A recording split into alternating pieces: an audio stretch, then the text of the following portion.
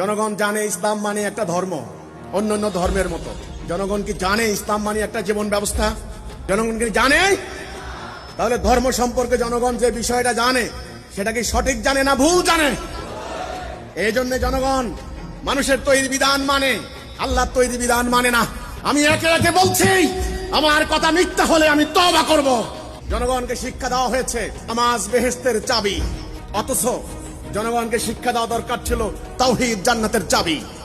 আল্লাহ রাসূল বলেছেন লা ইলাহা ইল্লাল্লাহ মিফতাহুল জান্নাহ, লা ইলাহা ইল্লাল্লাহ হচ্ছে জান্নাতের চাবি। আর জনগণ জানে নামাজ বেহেশতের চাবি। ভুল। জনগণ জানে আত্মার বিরুদ্ধে জিহাদ বড় জিহাদ, জনগণকে জানানো হয় নাই কাফেরের বিরুদ্ধে জিহাদ বড় জিহাদ।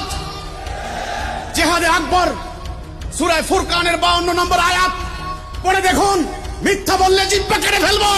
জনগণ জানে আইন মানতে হবে, কিন্তু কার আইন মানতে হবে জনগণ জানে না। আল্লাহর আইন না মানলে কাফের।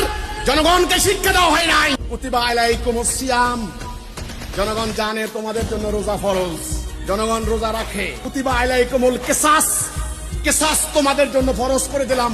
কুতিবা আলাইকুমুল কিতাল, কিতাল ফরজ করে দিলাম।